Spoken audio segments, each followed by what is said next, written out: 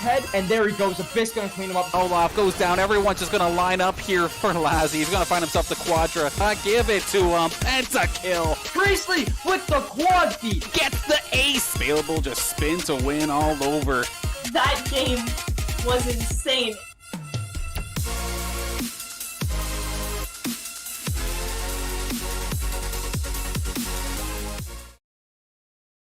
How are you doing, everybody? My name is Jackson the Pride Brown, and I'm here alongside Dan Banners as we are casting some CollegiateR6 winter regular season. We got some St. Clair College versus Texas A&M action today. Danners, how you feeling about this one?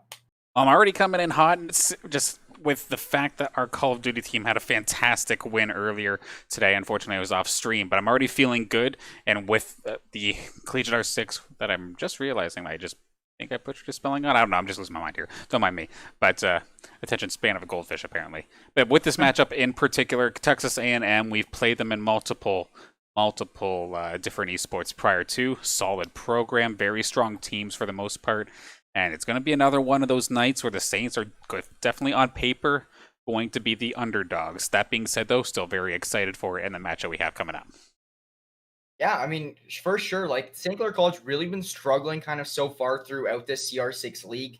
You know, like you were saying, they made their way up to the Premier Division, and they haven't been able to really execute too hard to them. But if we're in the last game of the season, let's see if they can get a W under their belt. Let's see what they can do. I mean, it's not going to affect really anything for a win, but maybe just improve some team morale and just help them out a little bit, you know, just mentally going into the future matches, whatever it may be, right? So overall, St. Clair just really looking for a win here. Yes, you know, Texas A&M, they have a very good record. They are a very good R6 team.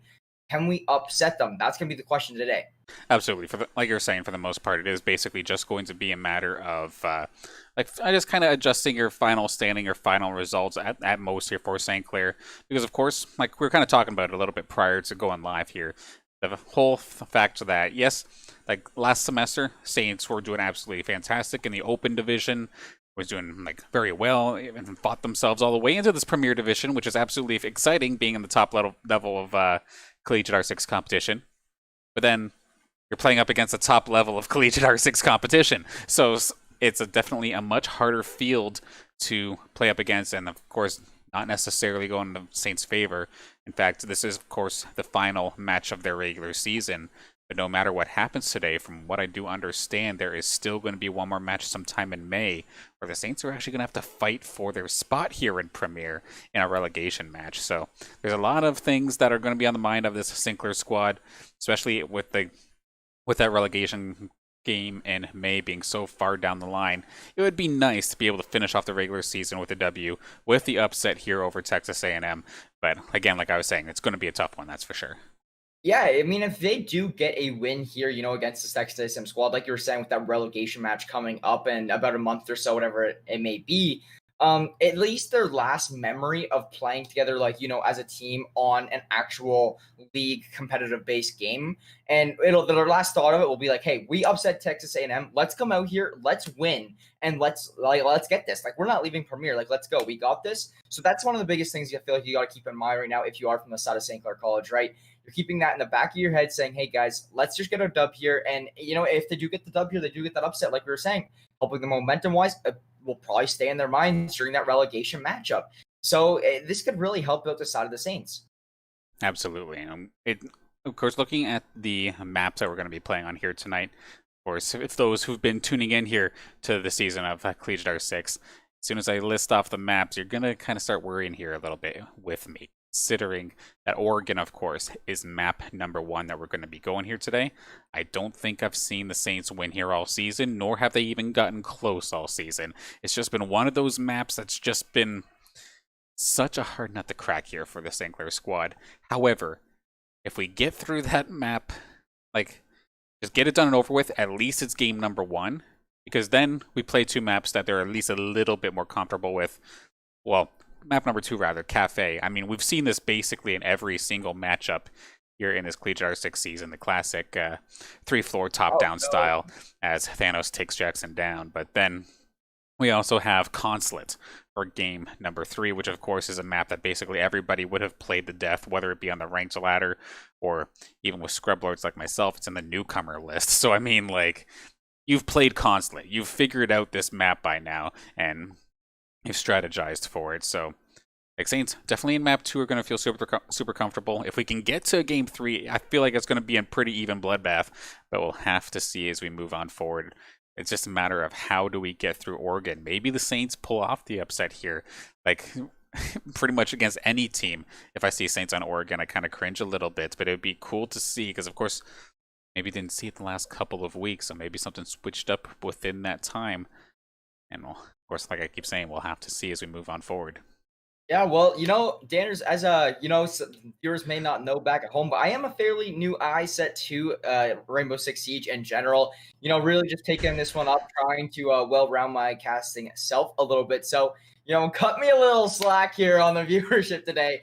I'm going to be doing more of a play-by-play today, as Danners is going more of a little bit of a color style type of thing. So, overall, I mean, yeah, like, I can't really say, how strong or how weak currently, like, the R6 team has been lately on a certain map with certain characters, whatever it may be, certain operators, sorry. But, yeah, so basically at this point in time, I'm just going in. I'm going to go by analysis right of what's happening on the screen. And, yeah, so Danner's going to give you a little bit more of that intellectual's insight of things where, I'm just going to be telling you guys what's happening right in front of your eyes. So, that's just what I want to give you guys a little bit of information on that one quick. But overall, we shouldn't have too much longer until we get started here. We're right around the corner. We have 4 players in each lobby, so we should be getting started very, very shortly here. And of course, yes, of course, you picked the final map or the final match of this entire season to come give Rainbow Six Siege a shot. But I tell you what, do it once or twice, and you absolutely fall in love with it and its complexity. Like, instead of, like, obviously you're familiar with FPSs and whatnot, so of course like Counter-Strike or COD or something like that, but I always, like I said in the background, think of this as Counter-Strike, but instead of dealing with economy, you're dealing with basically every wall being exploitable. Every piece of environment being exploitable, and that's where the complexity is, alongside a little bit of operator abilities and guns and switch-ups and whatnot. Unfortunately, we do seem to have you disappeared once again, but yeah, you're still here, right? Okay. My camera is really just not vibing with me today. You can see an outline of my head, but you can't see a whole lot more than that. Hey, we can hear you. That's all that matters, right? Yeah, for sure. So, I mean, when we get into the game, you guys don't have to see hey, us there he is. Here we go. So it just cuts out back in, but anyways, guys, so before we get started, I want to give a quick shout out to our sponsors because, you know what? We would not be able to put on this production without them. So really huge shout out to them. St. Clair College Alumni Association, PC Outlet, the Zekelman School of Business and Information Technology, St. Clair College, Tim Hortons, and the St. Clair SRC. Like I was just saying, could not put on these streams without them. Thank you guys for all the support, all these sponsors. And thank you to the viewers as well. We'd like to have all you guys in here. We'd like to have you guys supporting the stream. Wouldn't be possible without you guys either. So really appreciate the support from our sponsors and those viewers that you guys back at home. So thank you so much for tuning in here as we are just around the corner to getting underway with some CR6 action. Absolutely. Everyone seems to have gotten their computer issues all figured out here. And quickly going to just kind of sum up our Texas A&M squad since I do have them here. So on the side of Texas A&M, players are going to be Sid3, Jinro, Chief, Crazy, and Podwanker. And then on the side of St. Clair, of course, you've been following them for most of this season. We do have Impact, Big Papa, Chars, Zombie Dude, and Bonk Bonk, formerly known as Kira. So should be a good matchup in just a second. I think I see some R's being thrown around here. Just going to double check since, of course, I have the lobby in my control. So I'm going to quickly double check here with them. But you excited for your first R6 cast? Yeah, excited could be one word for it, but nervous is definitely going to be another one. That's why I had to give a quick disclaimer to the chat saying, hey guys, cut me a break, man. It is my first time here on the mic for some CR6. There's been times where I've was casting CSGO or something like that, right? And people in the chat will be like, oh, you Dollar Tree caster, whatever it may be, right? But you know what? Like, I got that point, I could say, all right, I casted CS:GO over 100 times in my life. Like, you can't be saying that, whatever. But now CR6, like, it's a little bit of a different story. So really, just hoping that I can, pick up things fairly quickly and just, kind of get the ropes of things. Being very experienced in the FPS scene should help me a good amount here, at least on the play-by-play type of stuff. But overall, we do got the ban and protects going on right now from the operator side of things. Yeah, I'd rather be a dollar store caster than a dumpster caster, so at least he leveled up in that regard. But anyway, let's hop on in to picks and bans. Of course, Thatcher going to be taken off the board right away. Those EMP grenades are still just fantastic, being able to just stop any sort of defender gadget in the area. Doesn't destroy them anymore, but still slows or completely stops them for at least a little while, which means we still have one more attacker to get off the board here on Oregon. Hibana, so one of the hard breachers, going to get taken off the board from Texas A&M. Now it's just a matter of defenders. Texas is up next. I'm going to assume that Mira is going to get taken off the board somewhere, but I'd love to be wrong. We'll have to see just a second what's going on. Yeah, so, I mean, Thatcher and Hibana already out, and just as you anticipated, Mira off the board. So now that's going to be St. Clair College here now on their banning side of things. So let's see what happens. I mean, we've already seen 3 characters down, so this is going to be Cade out of this game. So St. Clair are going to be banning that one here, at least on this map. And we're going to be right about to get into things here, Dan. I'm really excited. Let's see how things get played out. Yeah, fair enough. Going to take some of the electricity play away from the defenders. Because, of course, bans are on both sides here in Siege. So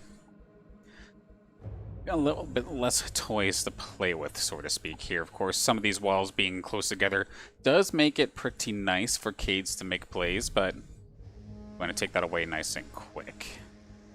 Yeah, so, we do see a Jaeger, Smoke, Goyu, Malusi, Castle, Yang, Thermite, Maverick, Zofia, and Yana. I mean, this is a fairly typical setup, I would assume, right? I mean, like, just by looking at things here, like, I mean, there's nothing really out of the ordinary by the looks of it. I mean, most of this stuff is fairly common, like you were saying. You're taking Jaeger, like Jaeger's going to be picked almost every single time around, so no really surprises here for that. And we got the defense set up here, now getting underway. Yeah, so of course, just to kind of top off what you were saying there in regards to the picks. For St. Clair, like you're saying, very standard. However, one thing that is kind of interesting to me is this attacking setup coming out here from the side of Texas A&M. The Iana is something that we don't really, or in the past haven't seen too often, but has been kind of picking up in popularity over the last couple of weeks or so. Of course, with her ability and whatnot, is basically being able to make a clone of herself and basically use herself as a drone while also baiting people out. So it can be really good at gathering some additional information. Hopping on through. Attack is now underway. It's going to actually be General there on the Iana, who's going to have the diffuser, so definitely something we're going to have to keep an eye on as the game goes on. But 3 sources of hard breach on the side of Texas A&M as well, between the Maverick here for Chief, Praise here on the Thermite, and Podwinker on the Ace. So basically, so much destruction is available to the squad, and if you include Zofia there for Sid, this building is not safe here for the Saints. Yeah, for sure. So, I mean, exactly. Like you were saying with all 3 of those hard breaches, like, they can really just break their way through fairly nice. And you know what? Like, they can just completely smash through this whole site. And overall, like, I mean, St. Clair, I mean, we've seen pretty much of a slow play so far, but typically that's the start you see on most of these early rounds. Texas A&M just trying to get in the positions. Podwinker actually is going to spot somebody with this drone there, so that's a good amount of intel now given to the side of Texas A&M. Now, St. Clair College, can they turn around? Will they find this player in the corner? Yes, they do, but that's going to be Podwinker actually getting peppered down a little bit, and Impact opens things up, taking down Podwinker. Okay, so that's a good start here for St. Clair, considering they have the player advantage now. Ray's going to be picking up that diffuser instead. And, of course, with these siege rounds, basically, it's like you're kind of cooking it a little bit. You got to let it marinate a little bit until, like, maybe the last 30 seconds. And that is when you're going to see everybody just go absolutely guns blazing, completely crazy.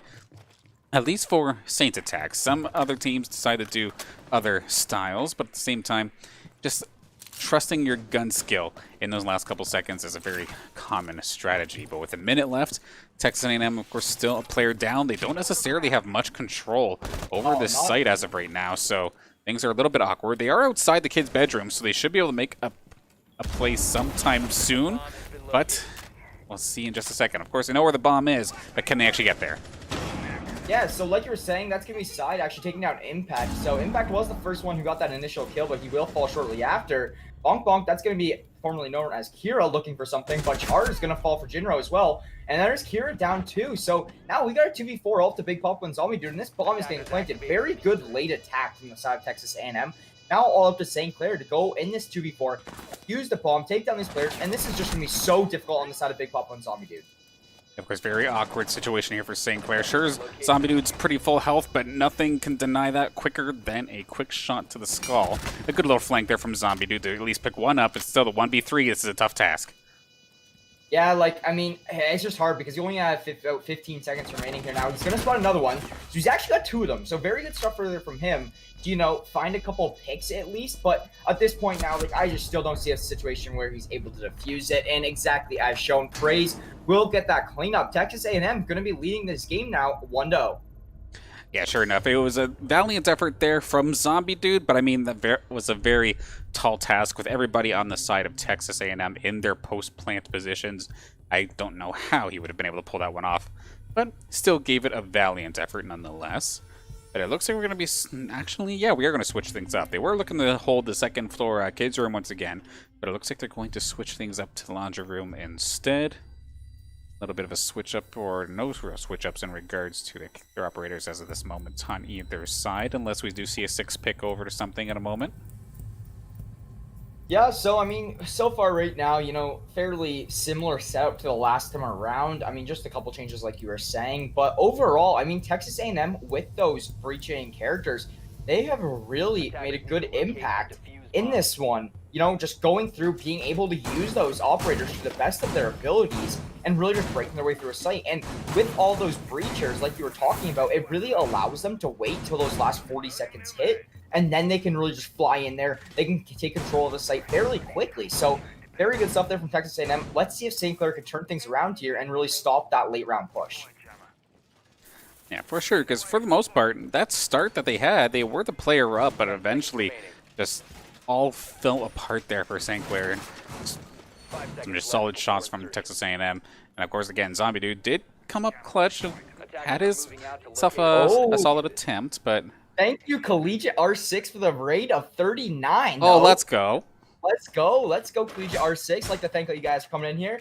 I mean, I got lots of eyes here on my first R6 cast dinners. You know, you got me shaking my boots here a little bit. But overall, round number 2 getting started. Texas A&M still going to be on the attacking side of things. St. Clair College, can they turn things around and play a little bit better late round defense? Yeah, we'll have to see. It took this Texas A&M squad a little bit of a long time to actually even get themselves inside the building last time by. But at least now, sure, of course, the defense is all happening down in the basement. But at least they're moving around. They're looking for plays. Not all of those hatches are actually reinforced. So it could be the case for some easy access for some of these attackers if they do end up opting to breach it, which of course they have plenty of options to be able to do so. We'll see in just a moment, of course. Still 2 minutes on the clock. Texas A&M, they don't have to rush in the slightest, so it's good to see them slowing down. And sure enough, we are going to see Chief just tear this apart. So just as many holes as possible, as many exit routes, as many ways into the site as well. Podweaker looking to move in. Yeah, for sure. So here we go. You know, this is where the attack is really going to start kind of coming down. Minute and 35 on the clock. And, you know, Texas A&M, like you said, look at this. They're even making even more holes right now in the floor, providing them as much angles as they can, really to get through these sites. And that's a little concerning if you're from the side of St. Clair. Just so many different angles. They have to be so cautious now on their movements. Good little call out there from Sid as well, finding all the mute jammers. So as much as they want to use, they should be able to use pretty well freely. We're starting to see a lot of this utility end up getting dumped in here, and Bonk going to find himself on the board first, as Sid does go down. Yeah, very good stuff there from St. Clair. You know, they had the first blood last time around, but it's just, can you capitalize on it now, Danners? That's the big question, because they had a 5v4, and then they pretty much got themselves stuck in a 4v2. So Zombie Dude, he's going to go down. That's going to even up the tides here a little bit now, 4v4. And Jinro really trying to find an angle on a few of these players just on the other side of this wall, but doesn't really look like he'll be spotting anything. Podwinker could find the feet of this player here if he peeks through the hole, but, I mean, very good timing there from the guy of St. Clair's side. And, you know, you see these gas grenades go out here. Now Jinro's still in a very good angle. And, I mean, Texas A&M, they're just so close to finding so many of these kills right now. Just don't have that angle. But Praise going to be taking down Chars. 4v3 here now, but the trade is out. Oh, my God. Kira, Bonkbok, and Impact all going to find some kills here. 2v2 now in play. And it's going to be all up to Big Papa and Impact. Big Papa ends up being the last one alive. It's up to Podwinker and Chief to finish this off. Can Big Papa find himself in a good position? He still has his Nitro Cell available as well, as long as he doesn't completely expose himself. That diffuser was down for such a long time, actually. Can they even get this thing planted? They're going to try, but Chief coming in clutch. Big Papa going to go down. That's going to be Texas A&M up 2. Yeah, for sure. So, I mean, I don't even know if they had time to get that diffuser down. Like, if Big Papa had to rush through there, but I'm fairly certain he actually did. So that's going to result in Texas A&M getting that 2-0 lead here over St. Clair College. And like you were saying, with them just being on Oregon, it just looks a little, like, kind of sketchy, I guess I could say, right? Like, I mean, like, they get those first early frags. They are able to really kind of open up their defensive side of things a little bit more. However, Texas A&M just providing them so many different angles of opportunity to allow themselves to break through this point, find these angles on these St. Clair players, and really kind of just screwing their setup very last minute. Yeah, the polish just isn't necessarily here for the Saints over the season. That being said, though, still very early into this game. They've had they had themselves some close rounds here, just barely getting missed. And to be honest, that was close. In theory, like Big Papa, had he taken care of Chief, that would have been basically it, because Praise on the Thermite at the time was planting that diffuser, and had he either been interrupted or taken out, that would have been the round for St. Clair. But unfortunately there for the Saints side of things, Big Papa did end up getting taken down. Good coverage from Chief to finish that one off. But now, back up to the second room, or on the second floor rather. Didn't work first time by, but going to try this again. One of the more comfortable sites to defend here in Oregon. Yeah, you know, they tried to change things up here a little bit, like saying, hey, let's go to the basement side of things here. But, you know what, overall, back going to go up top. They're going to be setting up all the reinforcements here. You know, the attackers will start moving here in just a few seconds.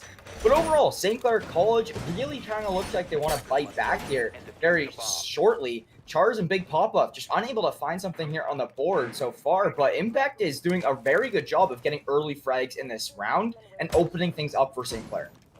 And it is definitely interesting for the Saints, considering Big Papa, he's definitely had himself quite the shift over the over the semester, over the season, because for the longest time, he was one of the entry fraggers for St. Clair. But now you do see him more and more playing these supportive-based characters, whether it be, or these operators rather, with OMI in this situation. Because normally, like for the longest time, we would see him on something like the Jaeger, which of course you see pretty commonly, but the fact that he's so quick and with a solid gun as well, he's an absolutely like fragging monster. Normally that'd be Big Papa's role, but over the past couple of weeks, it's been the switch up. It's been a little bit more Bonk, who was the support for the most part over the last little while. So maybe a couple late season changes, trying some things up considering the results as of so far, but definitely something to keep an eye on. You also got, like you're saying, definitely something to keep an eye on. Like, you got to show some, like, slack kind of where it's due, right? Like, you're playing something you're not as maybe used to playing as much.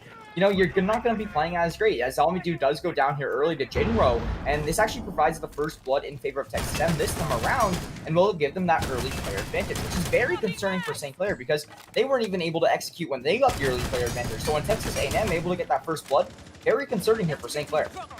And one thing I did not give any credit to for the side of Texas A&M is this is the first time all season that I've seen the Dokkaebi be in play, and so far it is doing mad work. Of course, at any point, just being able to buzz the defender's cell phones and give their positions away is such an undervalued ability. And then, of course, if you can go over to those cell phones, you can hack all the defender cameras, which is just that much more of an icing on the cake situation. It's a little bit hard to pull off sometimes, but Praise and the rest of Texas A&M off to a good start. With only losing Podwinker, eventually going to get evened up here as Praise does end up going down. Yeah, so very good stuff from the Saints, rebounding on those early picks that came through from Texas A&M, really able to even out the tides, making things a 3v3. And we actually will see Bonkbok find another one there, now a 3v2. This is looking good for the Saints. Chief going to be spotting out one of these players here, and Bonkbok is actually going to follow. I keep wanting to call him Kira. But overall, yeah, so we do see a 2v2 here now in play. And there's a player, oh my god, will they see him? He's just right on the bunk beds. They can't spot him from outside side. Going to be forced to jump in to peek on Impact there, but Impact has a fairly good angle with this shotgun there. And Big Papa, he's going to be just holding another angle with his submachine gun. So it's going to be fairly interesting to see what happens. That gas grenade actually going to be taking down, Big Papa going to go down a Chief. And Impact still alive here. Side, very little health. Chief going to be getting this bomb down. He spots the play. He gets the kill. There's only one more player he has to worry about. He's behind the bunk bed. And that is going to be a St. Clair round win. He stopped that bomb plant. And you know what? Like Texas A&M, they just had no time to get the plant down. So very good stuff, keeping his life from behind that bunk bed. And now that's going to put St. Clair College on the board. That was incredibly close there for... I believe that was Impact on the smoke. Because, yeah, if he gets taken down in those last couple seconds, doesn't matter if you stop that defuse, because the timer would have stopped with everybody being dead, but just enough juking and jiving to keep himself in the game. Beautifully done there to get Saints on the board, finally. As of right now, though, we're going to see no Dokkaebi this time by. Is going to be Praise. So actually looking to 6-pick off something that could switch things up. We'll have to see in just a second. Would have been the first time we would have seen him play the Nomad, so we'll see in just a second. Yeah, for sure. But I mean, overall, like we do fairly see a lot of the same ability, like operators, coming out from these players going through here from round to round. You see a lot of things transferring over, saying, hey, every round you can say, hey, what's working, what's not working. And you can change it up every round, which is one thing that's nice. Like, it's not like you're picking an operator to play all of defense or all of offense. Being able to really analyze what your opponent is doing and pick what you guys want based on what they're doing is something like I find very good about R6 and just a whole, something very specific. Because usually if you're playing other games and something where you pick an operator for, let's just say Overwatch, for example, you're not constantly changing that operator. 10 seconds left before Yeah, it's always it's either a mixture of personal preference plus based on the site, because of course some operators just do better in certain locations, narrow corridor with very few doors. Sure, stick a Clash there or something with a riot shield, just really interfere. Or they're going to be traveling a certain way, pick somebody who has a bunch of mines. You can definitely switch it out based off of the site itself. But at the same time, if you want to keep trying using the same things, if it ain't broke, don't fix it kind of style, then by all means you can try that out too. And just the nice extra layers of creativity that you can pull off here in Rainbow Six Siege. Yeah, for sure. And overall, I mean, if we see things get started here, 5v5 under play, the attack is now coming in from Texas A&M. St. Clair College does a very good job previously, of playing the defensive side of things, and they were down in a 5v3 early in this one. They were able to turn things around and really win the round there. You got to give credit to where it's due. Impact goes huge at the very end there and just cleans things up on that bomb planter as we just saw. So St. Clair College now really looking to tie the scoreline up here a little bit as Texas A&M currently sitting at 2, St. Clair College at 1. Yeah, we got to kind of see the Iana hologram or clone, whatever you want to call it, in action. They're able to see that, okay, this area is nice and clean. We can move in pretty quickly. So now you see Jinro and Podwinker all making their way towards the basement. Slowly but surely. There looks like there's no ADSs in this area, at least as of this moment. So smoke's going to take effect. We'll see Praise is up in the top as well. So we're going to be looking for that top-down angle. Zombie Dude, however, going to start things off strong. Find the kill on the Podwinker.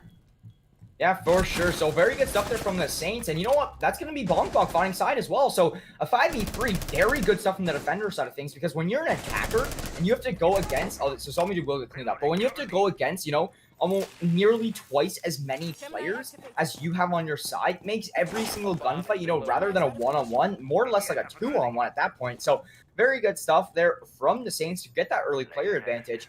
You do actually see Kira, Bonk, fairly weak, and he will get cleaned up from Praise. Now we have a 3v3 in play, and that's Praise actually going huge with 2. Will take down Chars as well. Don't see those too often, but no, it does come out and does pay off. Now, just a typical 2 back alive. Impact and Big Papa, and Impact will find one there on a Chief. Now, Praise and Jinro, both of them are kind of weak. Like, I mean, Jinro not as much as Praise nearly, but overall, I mean, Impact's in a very good spot here if someone does decide to use that. It does have those smoke grenades as well, and you can see Jinro was forced to move aside, considering like wanted to post a plant, cannot do so, and now literally tickle either of these members of Texas A&M, and they will just blow over. Yeah, like you can literally hit them with one bullet pretty much anywhere at this point in time, and they are just blowing over, like you said. And Impact gonna show exactly that as he does take down Jinro. Now all to Praise. Praise will come through and clean up and Papa, but that is gonna be Impact there for that trade. Very good stuff from Impact in these late rounds. I mean, he's gone huge to win these past 2 rounds for St. Clair. Clutching it up once again here for St. Clair, and honestly, valiant effort there from the side of Texas A&M. That double kill was still absolutely possible going if you went headshot. That would have been absolutely beautiful, but it is going to be shut down, and Saints have themselves for the first time in not just this round, but in quite a few matches. Like, for once, they've gotten themselves to a point where they're winning multiple defensive rounds in a row, so a nice little boost of momentum for them as we get ready to tackle the kitchen for the first time. And I would have been extremely surprised if we saw Podwinker pull out the lion. Might be sixing it off to something else, but we'll see in a second. But Saints, for the first time all season, or not for all season, but for the last little while, definitely showing some life here. Yeah, I mean, very stuff, you know, very good stuff. Like, they have really struggled throughout this. And for them to be, you know, at least tied up 2-2, like, we got to give a little bit of credit where it's due. Because, like you're saying, Oregon, very scary to see the Saints on. Because, you know, they haven't always been super successful on Oregon.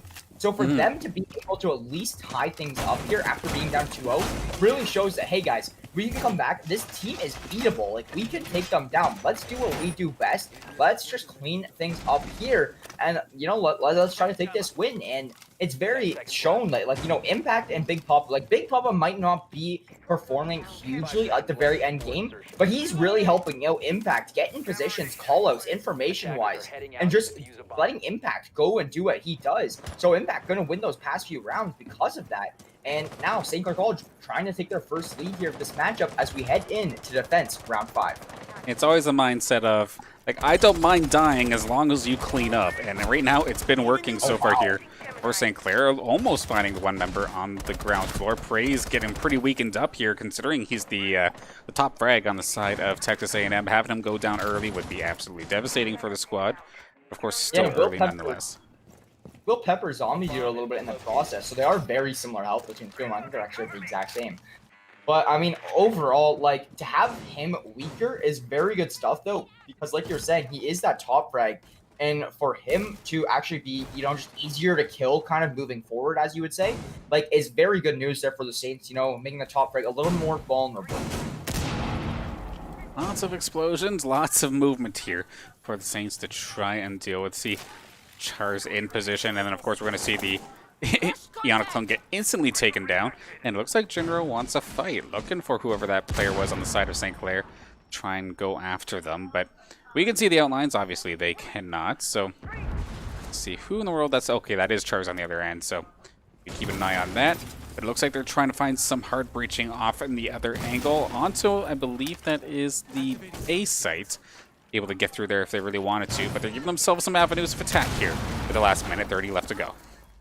Yeah, so like you're saying, lots of breaching going to result in Podwicker being able to find Chars. Now a 4v5 for the Saints, seeing if they can turn things around here in Texas A&M, and that's going to be Zombie Dude falling to Chief as well. So 3v5 going to be very difficult to play this defense now this time around, because you know what? Like, you have 3 defenders to play against these 5 players. It's going to be a tall task no matter what. And you will see Praise dropping this bomb here. Now we're going to be all up to the Saints to go and play for this defuse. Let's see what they can do. They only have 42 seconds on the clock to find, 5 players, get a defuse. Like, it's just such a difficult task. But there's a great start from Bonk to clear down Podwinker. Now you will see Impact and Big Papa coming through, but Impact gonna fall. Now a 4v2, Big Papa falling shortly after, all up to Bonk in a 1v4. I mean, he is the player you would want alive in a situation like this. However, it's not ideal whatsoever. He tries to get an angle, but Praise will peek out at the perfect time. And that's going to be Texas A&M taking another round on the board and taking their lead back in this game.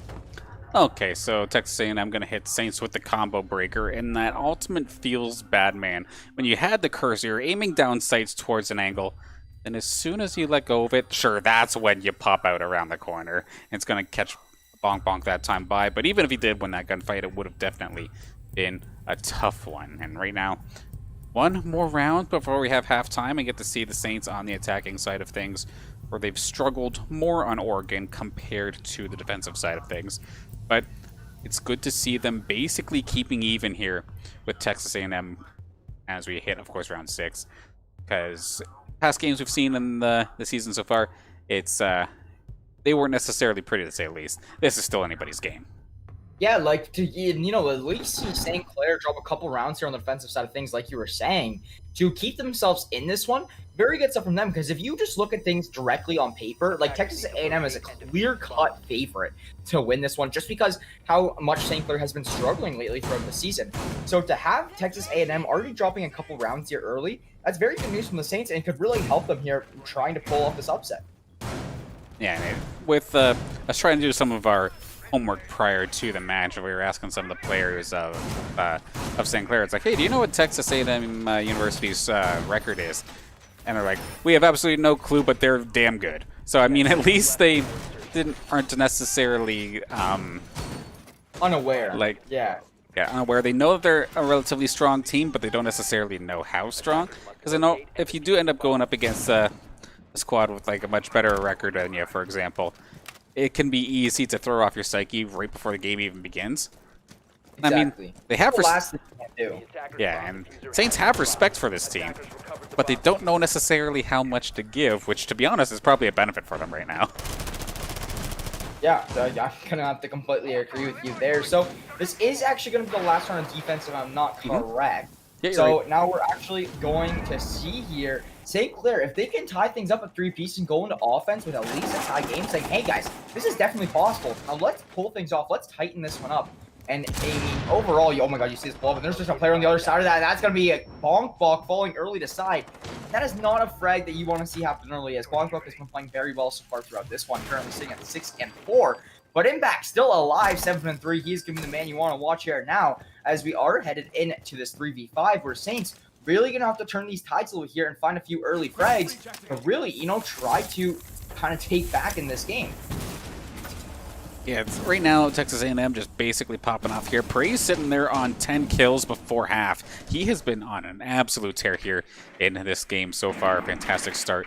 Spots out Chars as well. Is he just going to straight up go for the fight? He might not necessarily, but Podwinker is. But a nice little kill there from Chars to at least keep it even. He might find himself a second. Podwinker is down, but not quite out as of this moment. He finds Chief as well. Double kill, maybe a triple. Let's see how far he can go.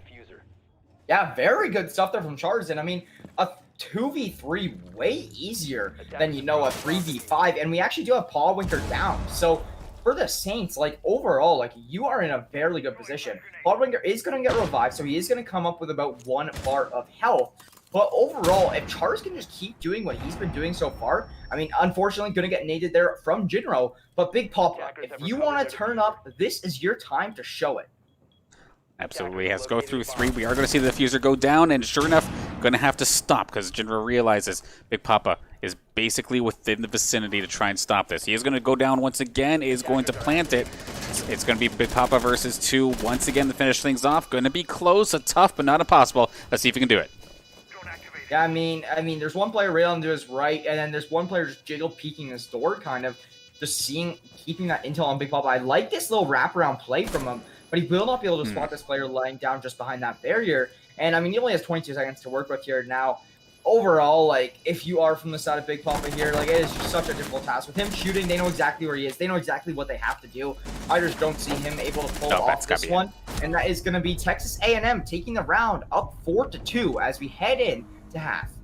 Yeah, unfortunately there for Big Papa. He was looking for some of the predictable spots that maybe somebody was hiding in a post-plant position, but unfortunately not going to find anybody hanging out there. So sides are going to switch 4-2 in the favor of Texas A&M, and we get to see the Saints take on the attacking side of things. Curious as to what each team's play styles, their differences as we hop into this next one. One thing that's probably not going to change is they're going to have a smoke. It's basically constantly on defense as well as the Jaeger. Going to see Side pick that one up and then Praise on the smoke as well. And to be fair, a pretty similar defensive setup and relatively similar attacking setup coming out here from St. Clair. So it just seems to be the way you play Oregon, I guess. Unless we do see the Mozzie get picked up here by Jinro. That'd be a nice little switch up of sorts if you're not too worried about grenade utility. Yeah, that's going to be the case. Here we go, getting underway here, with, the second half of this matchup, and really hoping to see things kind of turn up for the Saints here. I mean, that last round of half was huge because there's a big difference of a tie game going into your offensive side of things than being down 4-2. So to see, Texas A&M now 4-2, that could really take a hit to St. Clair's momentum. And like you were saying, I mean, it's more or less on St. Clair's offense that struggles on Oregon rather than their defense. So let's just hope that they can tighten things up here. Let's hope these scrims lately have been doing wonders for the Saints. And if they can really, kind of turn up here and get things kind of, fixed up here. Like, I mean, even if fixing a few of the small mistakes, you might not, well, let's say you don't win these rounds, but at least fix some of the mistakes you've made previously. That is something you would love to see from the Saints. For sure. Now that the attack is underway, we're going to see Genro fire off some of his pest controls, which, of course, he 6-picked that Mozzie, so the side of St. Clair does not know that operator is even on the board here. So they're going to drone in and realize, oh, wait, we can't go into certain angles. We'll see if we can catch a drone in just a second. But the big old red icon, basically the no-go zone, unless you want to get your drone stolen. And that's going to slow things down here between the Mute and the Mozzie. That is a lot of drone scouting and information denial that Saints have to deal with. And anytime you have to play going in blind, it is absolutely brutal, to say the least, because you're basically playing off of reaction, and that's not exactly the most optimized way to play this game. Yeah, for sure. Cannot agree more with you there. So here we go. St. Clair starting their offensive side of things here now, and let's see what they can do. I mean, it's going to be fairly interesting overall, and the big thing here is just going to be having a team orchestrated push, right? Rather than just feeding the side of Texas A&M, challenging gunfights one-on-one, be ready for some trades. Be ready to have that communication transfer to your teammates. Be ready to, explain where players are and just get that call-outs through. So you're going to see here, or Bonk, I'm always doing that so far, but you're going to see him kind of put a little bit of a hole through this wall here, just trying to see what he can spot. But overall, he's just going to be taking out a piece of utility there, I believe. And that is going to be still a 5v5 play, but we do have some shots going down. And St. Clair College find an early pick. I mean, good little move there from Bonk. Bonk, however, he is going to get picked up here by Side. By him taking out that Mute Jammer, it does mean that the Saints can breach through there if they do find the opportunity. However, they might not find the opportunity, considering a bunch of them tend to be falling. Big Papa trying to change things up, however. Chars is going to go down 2v4 to close out the round. Yeah, very good stuff from Big Papa was able to find one, but now he's got himself in a little bit of a sticky situation, and he will be cleaned up there from Pogman here. Leaves everything up to Zombie Dude. He does find Side, but now they know exactly where he's located as the callouts are transferred over to the rest of the squad. Jinro, Praise, and Podwinker all looking to shut him down. See there's a little bit of a gunfight.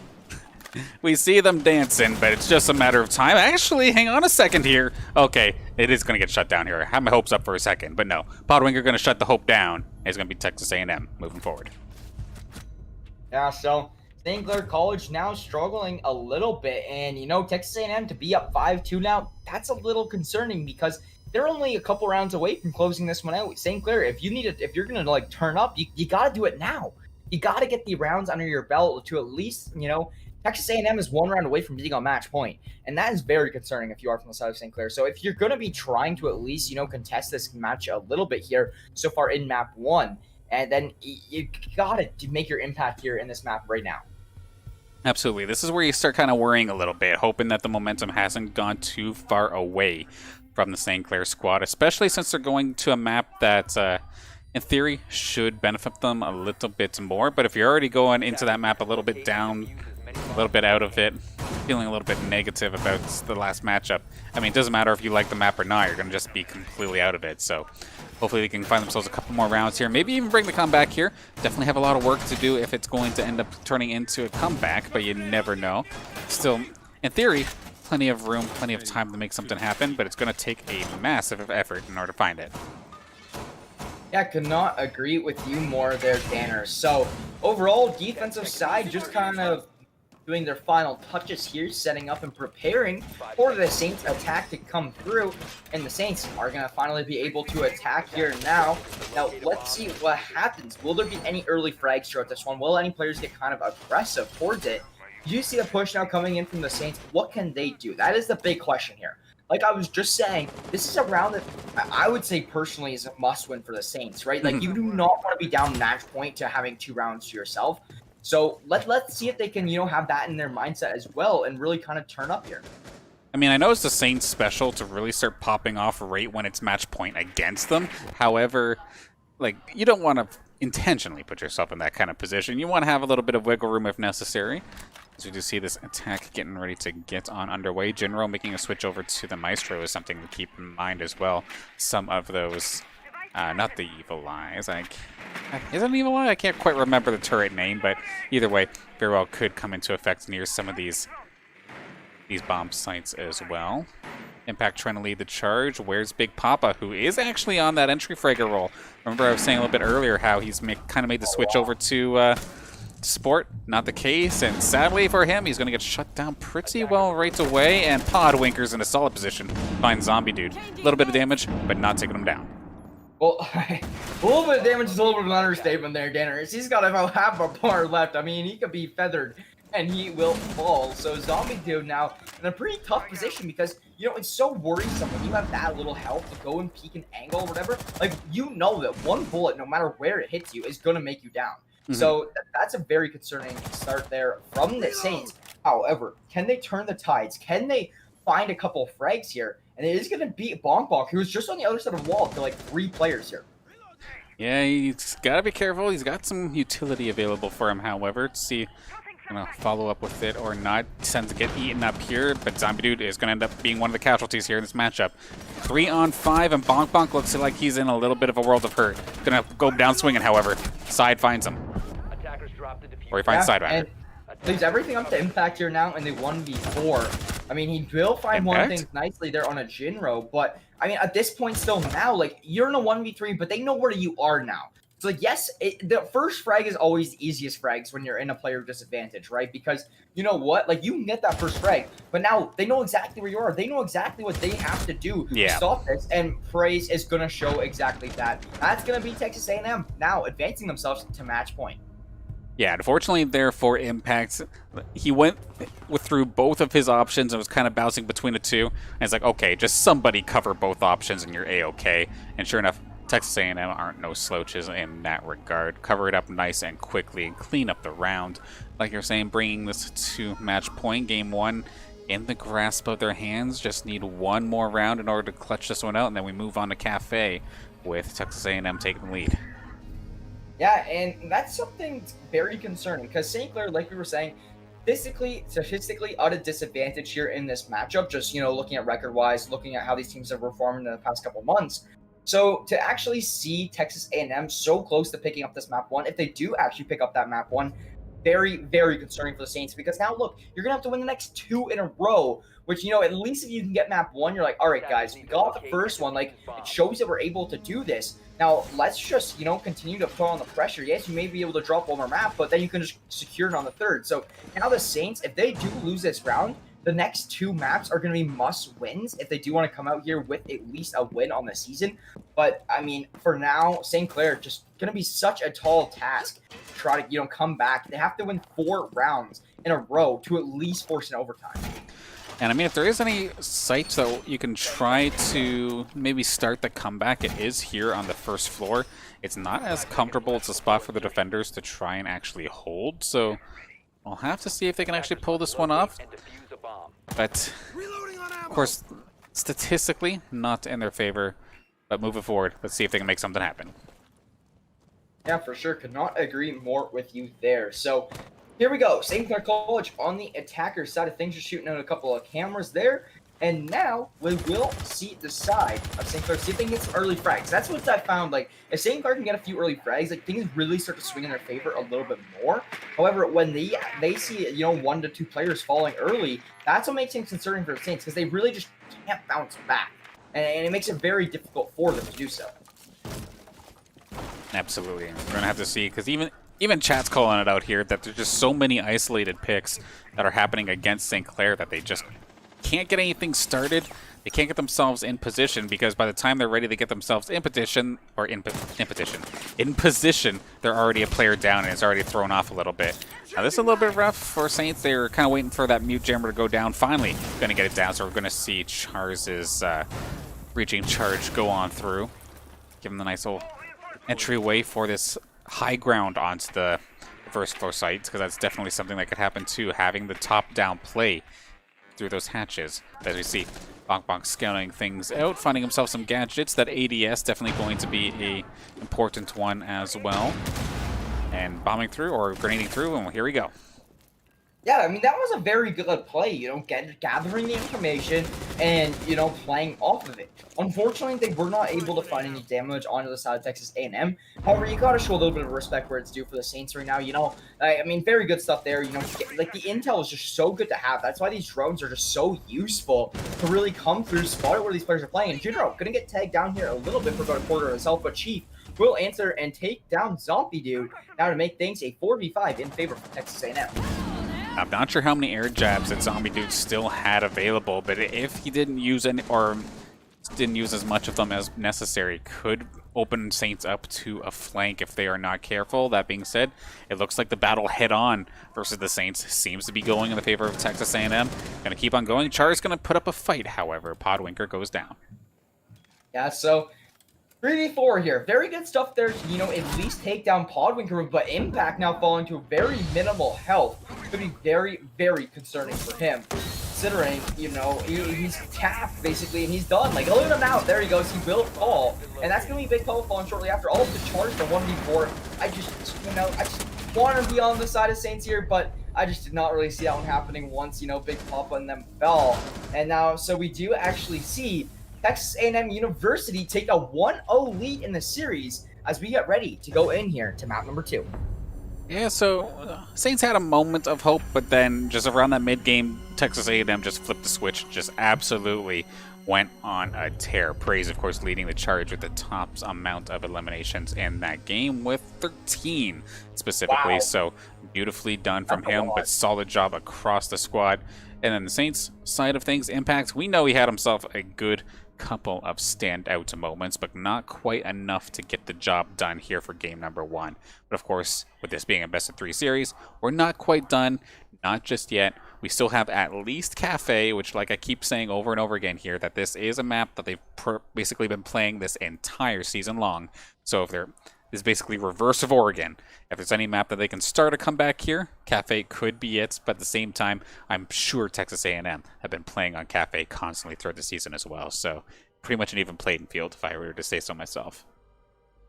Yeah, for sure. Could not agree with you more there. So this one gonna be a little bit more favor in the St. Clair College kind of territory. As you were saying, like, St. Clair College haven't been looking kind of that good on Oregon so far throughout this one. So to actually hear that, you know, we are going to be going on to a different map here now, like, that is just kind of good news if you are the Saints. Like, you get a clean slate, you get to come in with a 0-0 score line, and now this is where you can really kind of turn things up here. And if you do come out with winning this map, you know, you got another clean slate map count wise too, because it's 1-1. It's all going to go down to map 3. So St. Clair going to try to do whatever they can here as we are heading into map number 2. However, I mean, it's got to take a little bit of a toll on their momentum, you know, / morale going into this one because of, you know, just the record throughout the season already. You know, losing this first game, you know, only getting 2 rounds on the board, just kind of concerning here, especially since, you know, they looked really good in the first, you know, let's say 4 rounds, but it just kind of almost fell apart after that.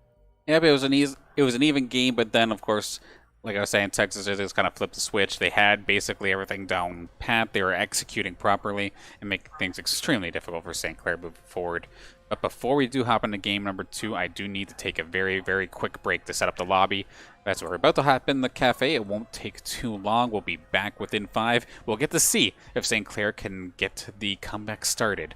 Is it Texas A&M, or is this going to be another 0-2 for the Saints here to finish off the season? They're trying their damnedest, but we'll see momentarily.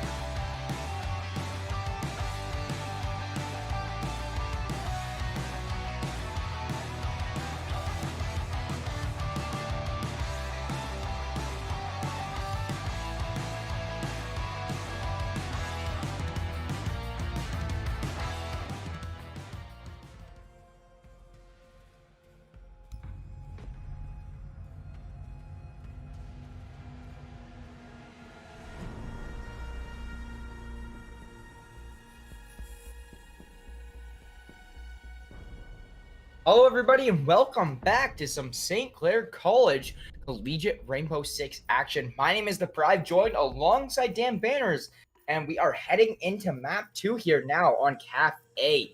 So, St. Clair going to be starting off on the attacking side of things this time around. You know, they didn't do too hot there on Oregon, falling 7-2. So let's see if they can bounce back here. You know, Cafe, a little bit of a stronger map for them rather than Oregon. So overall, how do you feel about this one as we head into it, Tanners? Yeah, I feel at least a little bit more comfortable compared to the last map, but at the same time, not as super comfortable as you very well may think, but still up for some surprises. Of course, Saints still, on paper, not exactly the favorites here, looking to be the underdogs, but can definitely pull something off. We're gonna have to see in just as this as this map ends up taking place. Map bans this time by, it is going to be Thatcher and Jackal taken off the table. Thatcher, pretty standard. Jackal, more of a personal preference in my opinion, still pretty strong, however. Cade gonna get taken off again, and then I'm going to take a guess and see if Mira goes bye-bye once again here. Yeah, for sure. And, you know, you can only assume that it's going to be Mira going through out here. And, you know, just like that, you're exactly right, Dinners. Oh, my God, you should make predictions for a living. But overall, here we go. St. Clair, Texas A&M heading into map number 2. Let's see if, you know, St. Clair starting on the defensive side here now can maybe help them out a little bit. I mean, they were started on defense last time around, but, like, let's see if they can capitalize on it more here. Yeah, because of course, with Cafe, this isn't an attack, especially if they start off on third floor. This is an attack they've done time and time again, but it does actually look like Texas A&M is going to opt for the first floor defense this time by, so something a little bit different. I was going to say, you got to get that Aruni out of there. Aruni is not legal yet in competitive play, so get him out of here real quick. Not going to get baited this time by. Going to be the one I probably switched over in a second. We'll just have to see. And then, just like Energizing is saying here from the chat, Cafe tends to be a little bit more attacker-sided. If you can exercise, if you can execute here, it is actually pretty comfortable as an attacker compared to some of the other maps here in Siege. But I mean, at the same time, defenders, they probably know what they're up against at this point since they've played this map so many times. So, looking forward to seeing what Texas A&M are going to be up to here for this. For the starting defense. Yeah, for sure. So St. Clair, you know, for a second I said they were on the defensive side of start, but, you know, overall they will be starting here on the offensive. And, you know, they really are just looking to bounce back from the last game. You got to get that kind of out of your mind. The way you got to kind of look at it is, hey, we have a clean slate here now. Let's use that to our advantage. Let's find a few early rounds, build ourselves a little bit of a cushion, and really improve our team momentum / morale going into this one. And like chat is saying right now, typically Cafe, fairly attacker-sided. So as long as St. Clair can really do whatever they do typically, you know, get in here, you know, break through the sites, as they can get themselves a little bit of a cushion, that would be nice. At least probably trying to take like a 4-2 lead or something as we head into the defensive side. Yeah, that would be optimal, but we'll have to see as we move on forward here. Now, of course, with Cafe, that means Zombie Dude gets to do Zombie Dude things here with this sledge and just bust open every single hatch here on the rooftops and just keep things going as per usual. Whether you have the skylight, whether it's the hatches, you got plenty of opportunities for some top-down action. And it's like, wait, they're on the first floor. Why are they going all the way up to the top? Well, the thing is people want you to think that like you should probably go straight to the bottom because it's the first floor. And then all of a sudden, defenders come from the third floor and get flanks on you. So Saints, bitten by it before, not going to be bitten again. Just top down, sweep things out, make sure there's no roamers, then take care of that first floor, usually within the last couple seconds or so of the round. So moving forward, it's going to be Big Papa, the first one onto site, or into the building rather, alongside Impact, who's rocking a Capitao, something a little bit different from what we normally see him on here on this map. Yeah, I mean, this is a fairly quick play so far from St. Clair, making their way kind of through the site. Now, this is where they're breaking. You see Zombie Dude using his sledge to really break through these walls, trying to provide himself some angles. And overall, like, if they can, oh, that's gonna actually be Zombie Dude. Actually shot down a little bit there, but he's gonna continue to use his sledge while he's still alive. You know, you gotta create as much angles because you know what? Even if you do fall, at least he has all these little openings throughout the like kind of roof, kind of popped out because now everybody from the side of the Saints can all be looking through these. Yeah, and unfortunately though for the Saints, all these holes in the floor. Holes are two-sided. They're two ways. You can easily get blasted from below as well. Granted, yes, I have the high ground. You must fear me, blah, blah, blah. But sometimes you can still find yourself a nice shot from below. Do a little bit of sharking, if you will. That being said, though, 35 seconds. Danner's mocking act. Oh, I have the high ground, blah, blah, blah. I have the high ground. You are beneath me. But oh, overall, no. That is going to be Char's falling to praise early. Now, can St. Clair kind of bounce back? Zombie Dude gonna fall as well. All of the Big Papa impact and Bonk Bonk to try to clear things up. And Big Papa, he does exactly that, starting things off nicely. We'll take down one on a Chief. They have to plant. Let's see if they have to plant. Yeah, only 8 seconds in. Big Papa, or sorry, Impact didn't want to do so. Big Papa trying to play that one out, but the bomb does go down. But oh, God. Oh, I thought he found that. I thought he found that.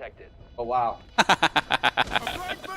Oh, God. Texas having a little bit of fun here, it looks like, still.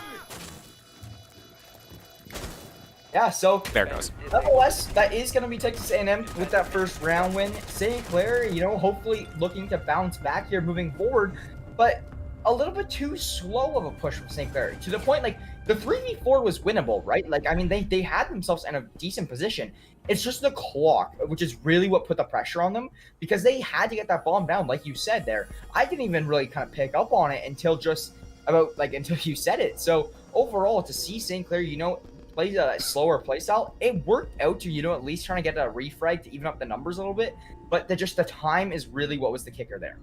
I mean, it's a double-edged sword, right? Because you pull it off and all of a sudden you're in fantastic position. But one thing that, like, critically went wrong there for St. Clair in that last minute, Char's jumped in with the diffuser and was picked off within seconds. And now all of a sudden, not only are you a player down, but the diffuser is sitting there lying in front of the bomb, just waiting to be just crossfired upon.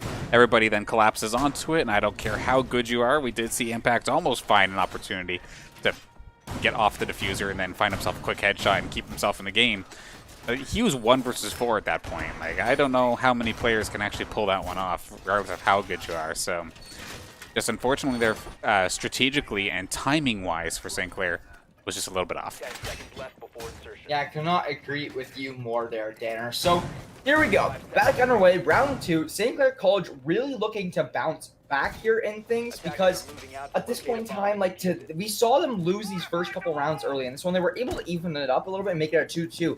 But, you know, like I was saying just before this game kind of started, attacker side, we got a little bit of the favorite on Cafe. So, as long as they cannot be taking these isolated gunfights, they can play as a team, play organized, make an orchestrated push, and not lose a lot of players early into this one. I really do think that we have a fairly decent shot here moving forward. So you will see Zombie Dude kind of breaking through the roof. They're going to be sending out their drones to try to scout and see what exactly is going on down here, try to see some players' positions, whatever it may be. But nonetheless, I mean, the defense from Texas A&M, it looks solid right now. So St. Clair going to have to do some work to break through. And now, at least this time, this is the common site that you normally would see for the first defense, actually. Most of the time here on Cafe. So this is definitely a site that Saints have seen a ton. But from what I understand, looking at the chat, if I'm reading this correctly, apparently Texas A&M, their most practice map, Cafe. So I'm sure they're definitely quite familiar with this site by now at this point. But well, let's see once again. Praise on that smoke. Going to make things a little bit difficult the later these rounds go on. And Saints, again, going to be taking it slow, but I like that they're waiting for Bonk Bonk to get these air jabs down, so at least there's not going to be a flanker threat for the next coming moments.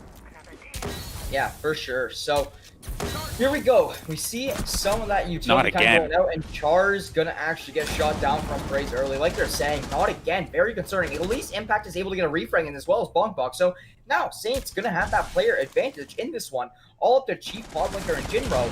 But that is gonna be Impact actually falling, and that's gonna be Big Papa as well. So how the tides have turned here now, Danners. Went from a 4v3 down to a 3v2 just like that. Not something you do like to see. Bongbok does have himself onto a player here, will find him that kill, so he does get a double. However, you still do gotta deal with Jinro and Chief. Yeah, we'll have to see. Of course, they're going to have eyes on that diffuser, considering Char's just literally yeeted himself into the skylight, right into the grinder, which is absolutely brutal. And you can see, even from below, I believe that is now Chief.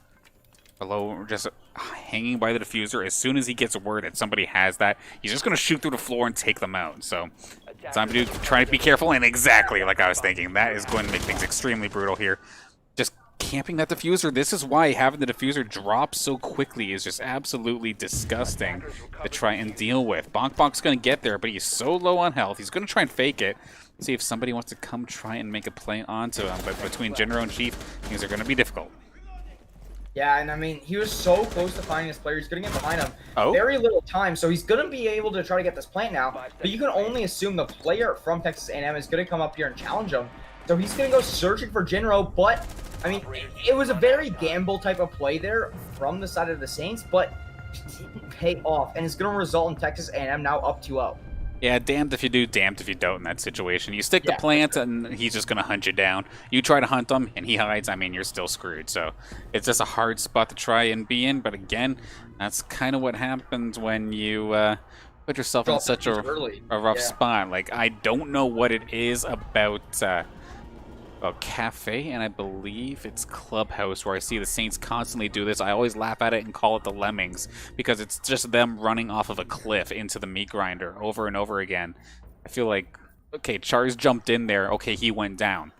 Why do you send 2 more bodies into the exact same crossfire? That is something that I will never understand unless you're just that confident that you can somehow have the aggressor's disadvantage and still pull off the gunfight win. It's thinking highly of yourself, to say it politely, but just not quite working out here for St. Clair nonetheless. And now we're going to see the second floor reading room, considering Texas A&M. Of course, you can't go back to the sites you just won on. You have to wait 3 rounds. So the fact that we're even here on this second floor reading room, which is a rather uncomfortable site to try and defend, just goes to show the strength of this Texas A&M defense.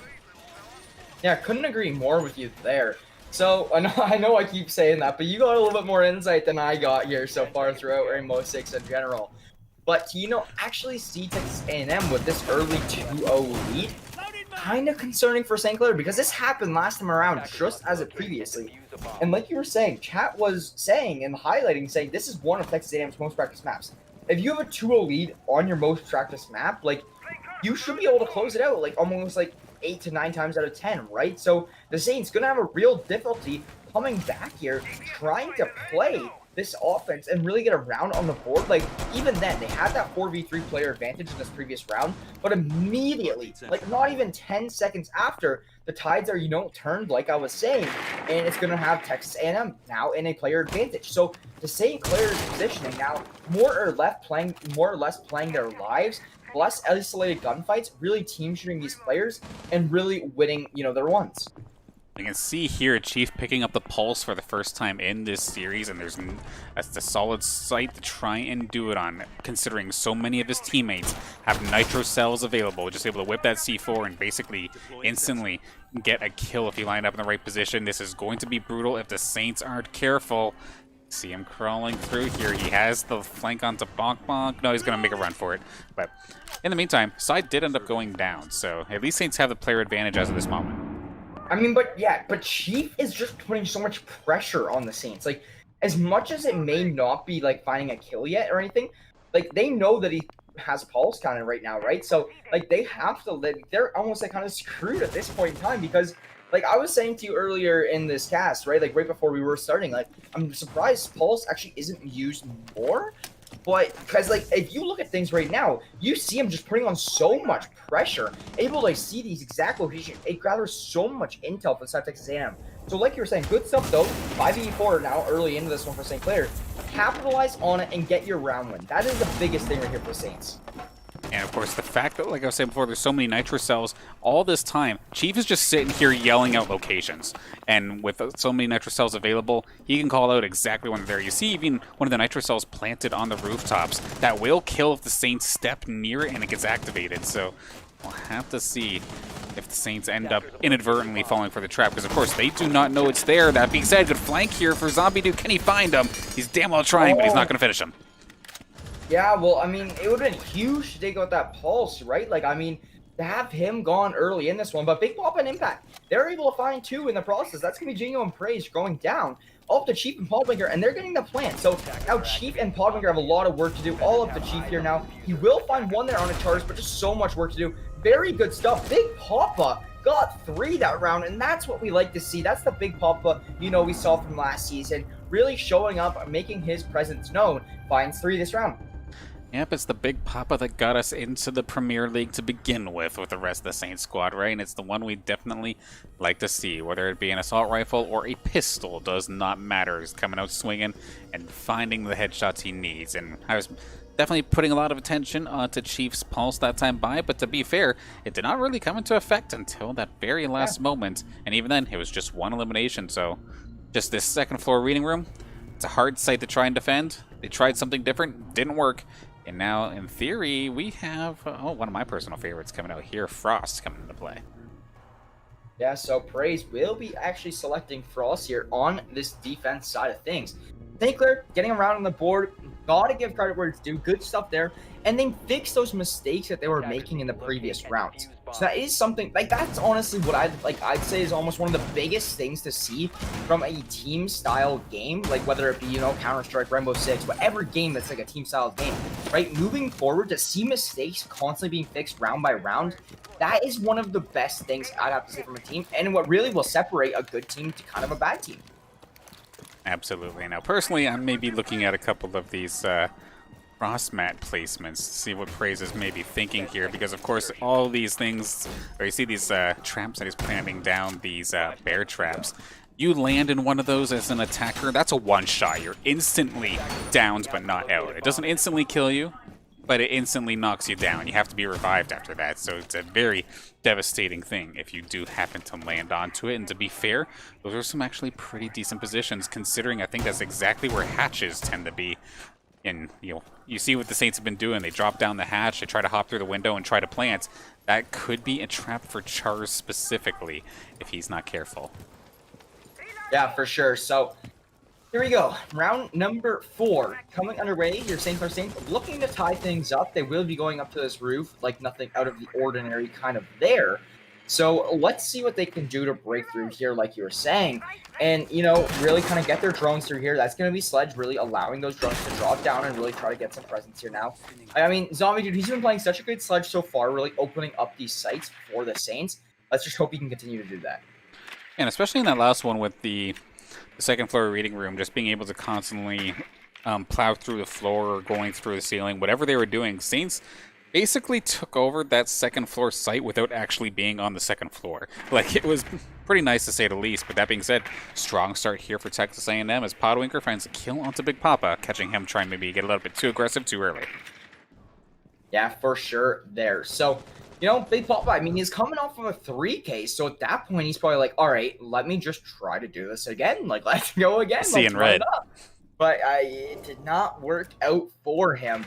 So overall, now going to be a 4v5, and I don't know if that was too smart of a move there from Big Papa. Like, you just get a round on the board, right? Like, you know, maybe slow it down a little bit. You know, do what you did last round. Like, not, of course, the exact same thing, but, you know, at least kind of, like, learn from your mistakes, like, from these first couple rounds and, you know, fix these moving forward. So now Saints going to be in a 4v5 trying to do whatever they can, but just one player less, you know, able to fight for it. So quite concerning, but overall they are doing a fairly good job. Time is ticking though, 55 seconds remaining. Like you're saying, it's like a double-edged sword. You know, pushing late, yes, you may be able to get a better position, but you gotta hope you can get in that position in the first place. I mean, so far here, so good for St. Clair, considering the nitro cell from Maluzi there, from Podwinker, was blown and it did not find impact. Speaking of impact, actually, Podwinker is going to get taken down by him. Can he find himself another? Nope, that's going to be side, taking care of impact. A little bit of a back and forth going into this one. Yeah, for sure. So here we go. Now a 4v2. Zombie Dude and Bonk Bonk. Can they pull it off? They gotta find about 2 players each if they do want to come through here. Zombie Dude will go down. And that's gonna be a side with his 3rd of this round. And oh my god, he has been popping off throughout this one. And Jinro gonna clean up Bonk Bonk with that shotgun. You know, I feel like you don't see shotguns in a whole lot of FPSs, and then you go on Siege. Yeah.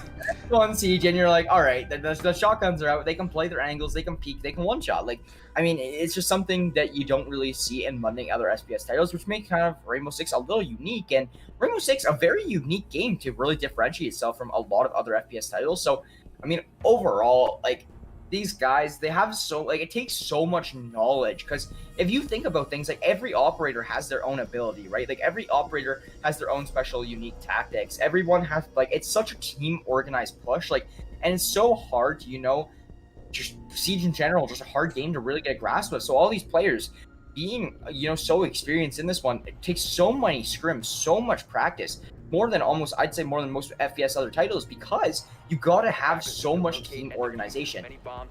Yeah, pretty much as soon as you think that you have the meta broken down here for Rainbow Six Siege with all the strats and whatnot, then all of a sudden a new operator gets thrown into the mix, and then everything just completely changes because that one operator mixed in with all the rest of them just make things absolutely messy. But I do want to actually touch on what you're talking about, the shotguns, a little bit more. Shotguns just in this game just have so much utility, and not even just for killing, but just for these holes as we see Praise making here.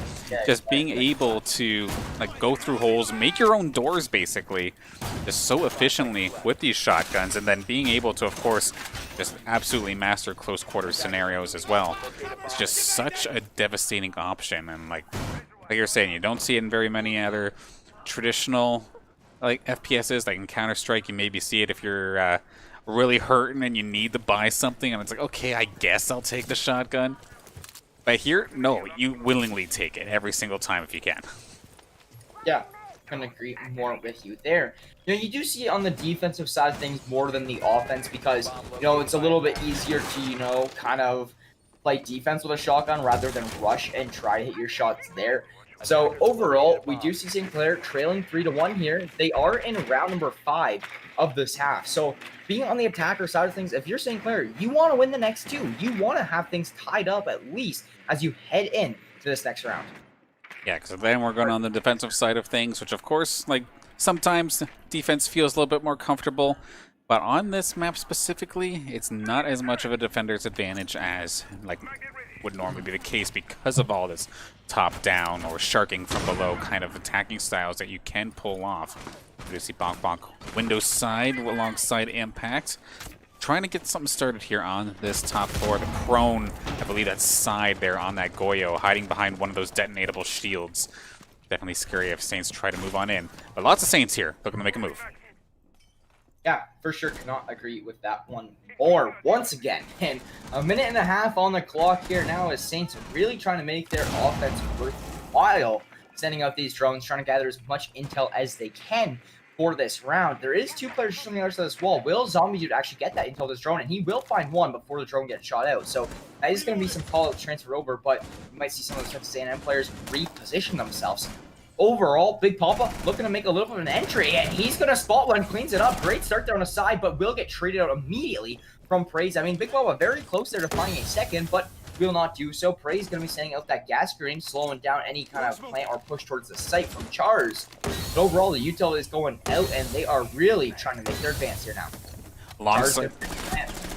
And with the smoke, he's going to fire his way through it. Hangs on by a thread, and he's actually going to be able to get this planted. And there goes Impact. Here we go. Yeah, Impact, Bonk Bonk both find one. Charge will fall, but I mean, he did his job, right? Like, yeah, he might be down. Bonk Bonk kind of baiting his body here a little bit now. But I mean, overall, like, you gotta give credit where it's due to Charge. Like, yes, you might have fallen, but he did his main job there. Getting that plant is actually the biggest thing from him. And Bonk Bonk gonna do exactly shown to find that pick, make things a 4v1 all up to Podwinker. And Podwinker just has to come through here. He gets the revive. So, you know, Podwinker, he will take down Chars, but Impact is just gonna be like, all right, thank God I revived him because he was just my bait. Yeah, just hold the fort for me for a second. Let me use your body as a mountain shield, why don't we? That makes it work nonetheless. The Saints going to get themselves on the board and bringing it nice and close now. 3-2. Considering the start that Saints had, they're at least keeping this close. Yeah, for sure. So overall, you see the chat going on. These guys are having a friendly communication between this matchup here. But overall, St. Clair, very good job of really, kind of closing up this scoreline moving forward. They are only one round away from tying this one up going into half. And I feel like this has got to be one of the biggest rounds for the Saints. Like, we saw this position kind of going into the last half where, you would much rather a 3-3 than a 4-2. Like, there is a huge difference between the two, like going into halftime, right? Like, I mean, that's the biggest difference, right? Because you're either trailing by 2 or you're tied. Like, there's a big, huge difference, especially when you're only playing 7 rounds. So to actually see if St. Clair can pull up around here, I think it's really going to help determine the outcome of this matchup. I'm trying to think to myself just what exactly went wrong there for Texas A&M that last round. And it seemed like they just kind of pulled a little bit of a St. Clair. Like, not to make it sound like bad, but the fact that they're in position, but something got left open that then allowed for just individual pick after individual pick. The fact that Big Papa had the opportunity to just kind of roam on his own. There was a wide open hole in the wall, which he would have detonated with his breaching round, but that should have in theory been covered. You realize that's there, you have the sound cue, but let it alone, it was it was unwatched, it was not protected in the slightest. Let him go in and just basically broke the lock off the door and let the rest of the Saints charge on through. So it's an easy error to fix, but we'll have to see if Texas A&M can clutch it up here. Is that somebody near the window by chance? I want to quickly take a look because we have not seen any runouts or spawn peaks. Okay, no, I'm baiting myself. I'm looking for some early blood apparently here for tonight. That's just not quite happening. Yeah, not happening. So overall, here we go. Sledge, Zombie Dude, I mean, he's really making his openings from like typical. I mean, on Cafe, on the attacker side of things, I feel like almost like 8 or 9 times out of 10, you're going to see a Sledge, right? Taking down Podwinker. There we go. Good start there from the Saints, providing themselves a player advantage. So overall here now, Jinro's side, Chief and Praise, going to try to do whatever they can. And Podwinker, he's one of those top fraggers from the side of Texas A&M to get him down early. Great start there from the Saints. One thing you would like to see, Chargers currently sitting at 0-5. Would like to... Oh, Zombie, oh my god. But overall, yeah, so like I was just about to say, Chars, you want to see him kind of get on the board in Zombie Dude as well. Get with a couple more frags, because Chars got to cut him some slack. He's been getting the bomb down, right? That's his main job. Like, it's not to go in and frag out. But overall, you want to see maybe a little bit more from Zombie Dude. Yes, he is opening up the map with the Sledge, but maybe try to capitalize on it a little bit more. Absolutely. Like, in the last round, or in the game number 1, we did see him up there quite a bit. And actually, Big Papa go start things off again nicely here. And see, I had an inkling that something funny was happening there. Podwinker did actually make the run-out attempt. Saints did shut it down, however. So now that means Saints are on pace to try and get themselves all tied up right at the half. Chief, however, looking to answer back. Yeah, so Chief, he will take down Bonk Bonk, and that's a huge frag because Bonk Bonk being one of the top fraggers for the side of Texas A&M right now. Big Papa's still alive. You want to see him make some plays as, him and Impact are really kind of the big slayers right now for the side of the Saints. Chars knocked down half HP. Little concerning considering he does have that bomb in hand. They do still have that 4v3 player advantage. Let's just see if they can find a couple more picks with it. Now, of course, when trying to do battle here with side on this Maestro, it's a little bit of a disadvantage considering that light machine gun, you never have to really reload it as you reloads it. Never mind, okay? Because there's just so much ammo, you can hold the trigger down and just spray and pray for days. But I guess side going to prove me wrong, like you were saying. Commentator's curse coming in clutch as Chief finds Charles as a 3-on-3 to finish off this half. Yeah, and you see this player on the other side of the heady, and Big Papa gonna pepper him down a little bit. Will not be able to clean it up. Side gonna clean up Impact. Now the Tides have turned Praise inside. Oh my god. However, that one just got cleaned up so quick from the side of Texas A&M. And the practice is really coming through, Danners. Like I was saying, just by the general idea of what I'm getting, is one of their, more practice maps. And that showed throughout that round there. Okay, remember how I was saying that Maestro never has to reload? The fact that he can just sit there at that little murder hole that he made there in the wall. Oh, there's one guy. Just buzz him down real quick. And then just go back to your post. Another guy comes around. Okay, light laser him down nice and quick too. No focus, or not no focus, but completely focused on the shots. Don't have to worry about any other resources. one of the many reasons why Maestro is quite the solid operator in his own right. And this is going to be a curse to St. Clair if this does actually get pulled off properly, because we've seen last week, can't remember which team it was that actually did this to us, but our opponent basically abused the fact that Saints had a very hard time with any sort of Riot Shield operator. And Monty, of course, being one of the operators with those Riot Shields, with probably the best Riot Shield in the game, full body coverage for himself if he wants to use it, which means let him go through, and if you can't find a flank on him, there's nothing you can really do. And Saints last week had a terrible time trying to deal with it. We'll have to see if they've made some improvements over the past week of action, because these shield operators are kind of niche, but they've been popping up a little bit more as of late. So it's going to be interesting moving forward. Yeah, for sure. Like you were saying, the meta constantly changing. So, seeing them pop up a little bit more lately could be new operators getting added into the game overall. But yeah, so let's see what happens here. St. Clair going to be on that defensive side of things. Once again, Big Papa actually on the Jaeger. That's a little bit of a change from map 1. And, I mean, that's what he played last semester, I'm fairly certain, quite often. So, to see him back in his position, like, look what his difference in numbers-wise from last map already. Oh, yeah. I mean, like, it's just, he's playing where he's a little bit more comfortable, and it's just really paying off for the Saints. Like, he's been able to, find a few of those frags. Like, yes, Zombie Dude might not be excelling as much, but, I mean, overall, like, it balances themselves. Zombie Dude's a little bit better with his util. Yeah, and of course, Valkyrie with the cameras and whatnot can still be an aggressive operator in her own right if played properly, so definitely going to be interesting. Saints do have quite a bit of speed, to be fair, if they realize quickly that they're going up against this Octane and they're able to kind of spread themselves out.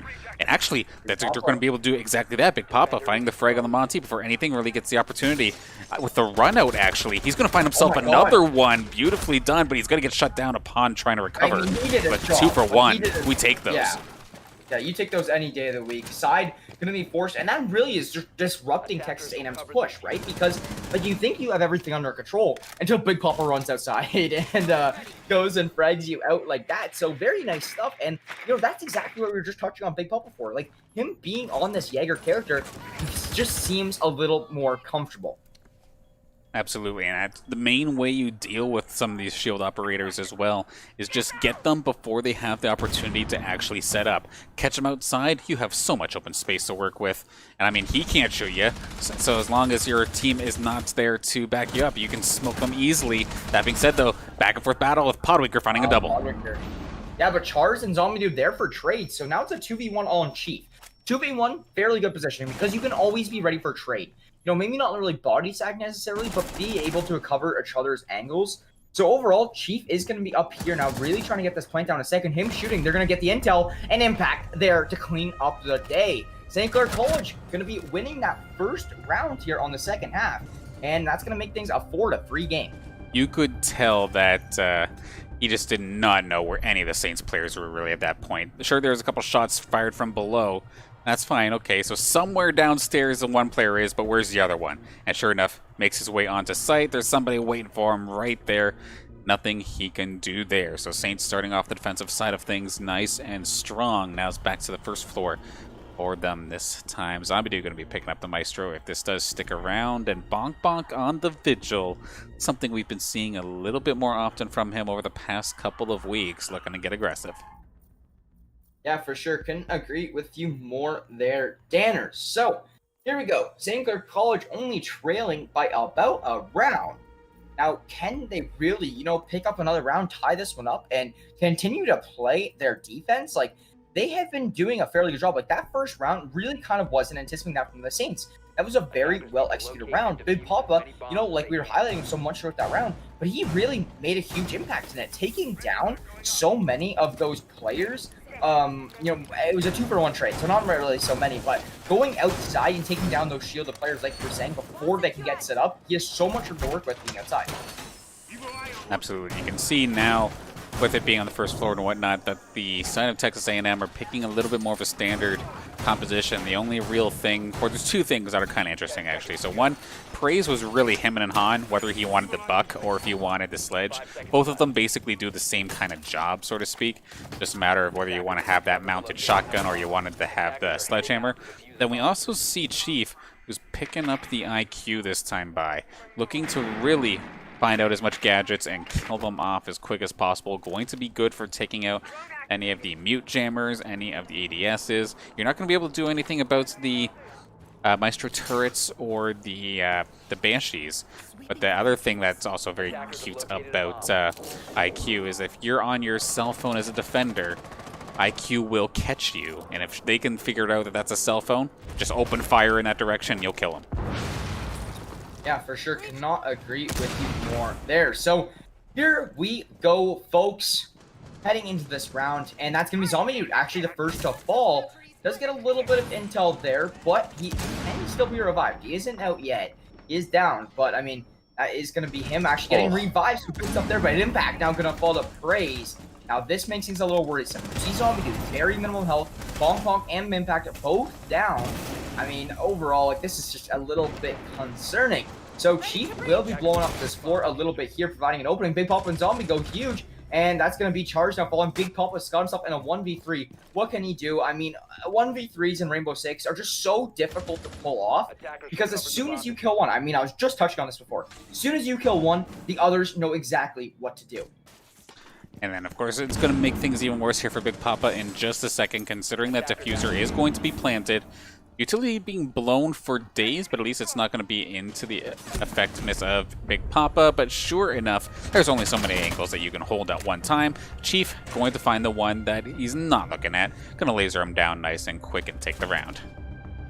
Yeah, for sure. So there we go. 5-3 now for Texas A&M. This is going to be the big round for the Saints. I mean, I talked about it last time. Do not allow the other team to put themselves on match point, right? Like, it's got to be one of the big things, because if Texas A&M wins this round, they have that 3-round advantage, and they only need one more round at that point in time, right? So this is a huge one from the Saints to at least maybe win one before Texas A&M does get to match point. So overall, like, because if you let's say you get Texas A&M to match point, for example, St. Clair has to win 3 in a row to even force an overtime, which just makes things so difficult on them. So let's just see what they can do. I mean, their first round looked very good here on the defensive side of things. Now, let's see if they can just, pull that off again and do it once over. Big Papa, he did come through and make that aggressive play style in that first round, but I just don't see it being able to, work again kind of anymore, right? Like, they're going to be watching for Big Papa's aggressive play style here now moving forward, and could just be quite concerning for the side of St. Clair. And, of course, fool me once, right? And, okay, you take me, shame on me, or shame on you, but second time around, not going to happen here for the side of Texas A&M, whether it be this Vigil or whether it be a super aggressive Jaeger. They know to expect Started the metaphor and you couldn't finish it. Yes, I don't want to be cliche now, do I? Yeah, fair enough. So here we go, though. The attackers are going to be coming through in just a few seconds. We'll see Bonk Bonk on Jaeger this time around rather than Big Papa. So a little bit of changes in pace here. Let's see if it pays off. Now, Praise, of course, on the buck this time by opting for that shotgun attachment. And the other thing, too, to take note of is we're talking about what would have been Big Papa's aggressiveness. The thing is, to note is that it was up on the 3rd floor. So it's a bit of a different entryway or a different style if Big Papa would have done that. Say if he tries to run out here right now, more than likely, or rather the likelihood of having another operator on the ground floor with him would be a little bit higher, to say the least. So he'd be instantly running into like a 1v2. But that being said, Praise finding himself in a little bit of trouble off the start, but finding himself at least a little bit of an out. And that is going to be a visual glitch. Those holes, I believe that floor is actually open, but we're just not going to be able to see it. Yeah, so, it is video games. There is glitches, so we do actually see those come into play there. Now, let's see what happens. Big Pop-Up will actually be falling there. He is not out, but he is down, and here is the clean up. Actually, I was really anticipating. Big Pop was just shaking his head, being like, why didn't you kill me? Why didn't you kill me? But he will be up there now. 4v4 in play here. So overall, Big Papa and Podringer, both top fraggers from either team right now, both down. So, I mean, that's fairly interesting start to this one. Yeah, General's still relatively safe, however, and of course he is the one with the diffuser in hands. Praise gonna start doing the same similar style that we were seeing the Sledge do, but just make shotgun work this time by. Lots of shots fired, just seeing, again, just quickly being able to open up the floor. And there's that Nitro Cell coming out. That would have been from Chars, doing some decent damage, but not enough to kill. Chief taking some heat as well. A couple low health bars on the side of Texas A&M, but overall, keeping themselves safe. Yeah, so very good stuff from the Saints overall, and that actually is going to be maybe one of the Saints players spotted from Praise. Praise is very weak though, so if he gets himself in a little bit of a gunfight, I mean, he could fall fairly quickly. Bonk Bonk will find Jinro, but Praise, he will get the best of Chars, and that's going to be the gunfight win. Side finds one, Tide signs two. He's everything up to Zombie Dude now in a 1v3.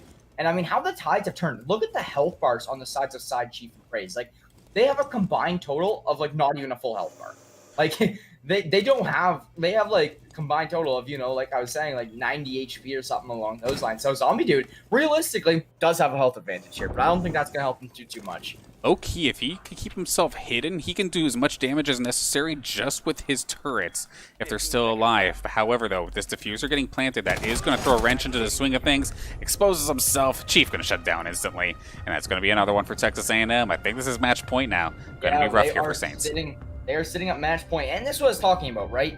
Like, right before this round started, you needed to see a Saints round win, kind of. Like, I mean, I guess it's not mandatory because they can still come back and string a few together, but it just puts them in a hell of a lot more of a sticky position, because now if you look at things here, it's 6-3, right? I mean, you win that one, and the tides have turned a little bit. You're down only one round. Going forward, you can really kind of afford Texas A&M to maybe win another round on this one. But now, you're trailing by 3. You have to win the next 3 in a row if you do want to even force that overtime, and that doesn't even secure you the win bottom line. So overall, I mean, I really do think that's going to take a toll on St. Clair's momentum and morale moving forward, because, you know, they're at the point now where they're like, all right, like, damn, we were making a little bit of a comeback, but now it's just a lot more difficult. Do it, Pod. Do it. I've not seen an Amaru in a long, long time. It would be interesting to see if this does get locked in. It looks like Pod's going to be having a little fun here this time by going full Indiana Jones onto the windowsill and just having a lot of fun, to say the least, because to explain a little bit, her ability, her gadget is she can use basically a grappling hook and just instantly zip into a room, or climb hatches and such, catch players off guard. And it was 6 picked over as well, which means St. Clair does not know this Amaru is a thing. So nothing, or it's basically the closest thing could get to a jump scare in Rainbow Six Siege, because she pops out of nowhere and just blasts you. Yeah, so, I mean, let's see if it's used through her ability, though, because that's the big thing. Like, yes, it can be very nice to have that, catch them off guard, you know, like you were saying, you know, make a really good jump on them. However, it also makes you quite vulnerable while ziplining, I can only assume, right? Because oh yeah, big time, you push your way through. That's why you probably don't see a pick too often, right? Or whatever you say, we're saying like that. So you see probably your already use one, and look at, I mean, Charged, he does find one though. Like, you got to give credit where it's due. Like, at least he did a 1-for-1 trade. Like, it wasn't a total fail.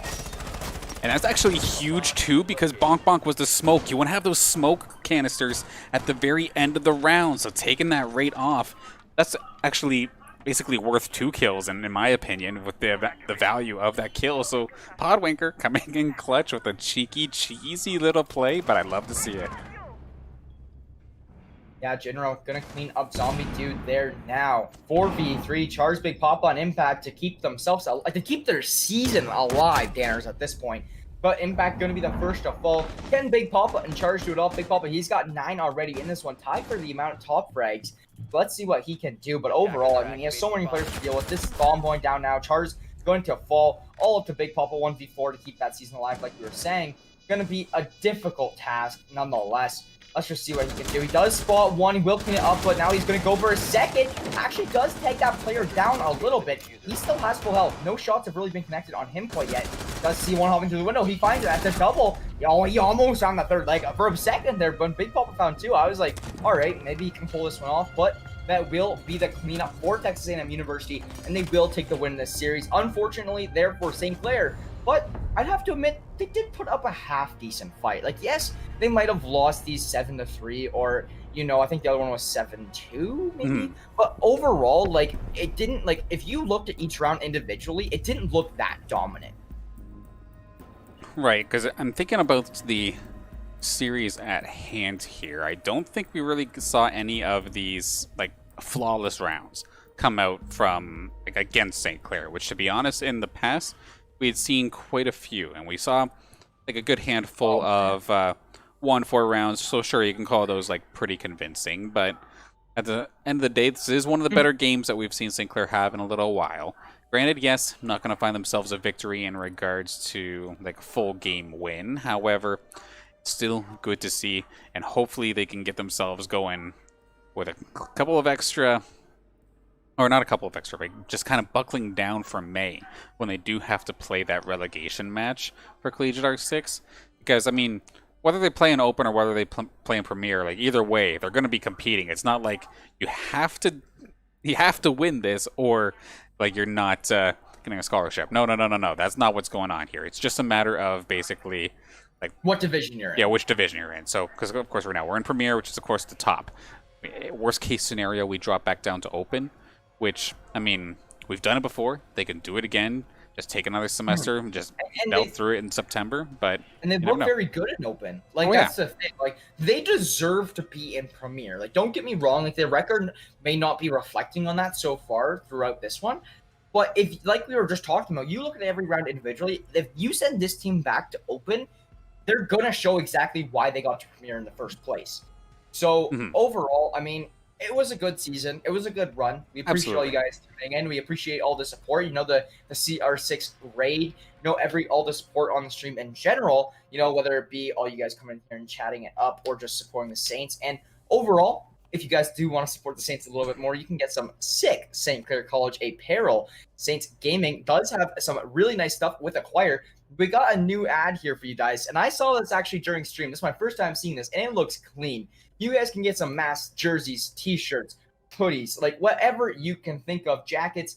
You can get it at the Saints merch store. You look at things here, and this is a very, very nice advertisement. I know that I was like personally like, this is a very, very nice ad, but overall, yeah, you can get some nice St. Clair stuff, apparel, very all comfortable, very all high quality, and it does look very nice. So if you guys are interested in getting some of that, you can go to acquire.ca/Saints and get your order there.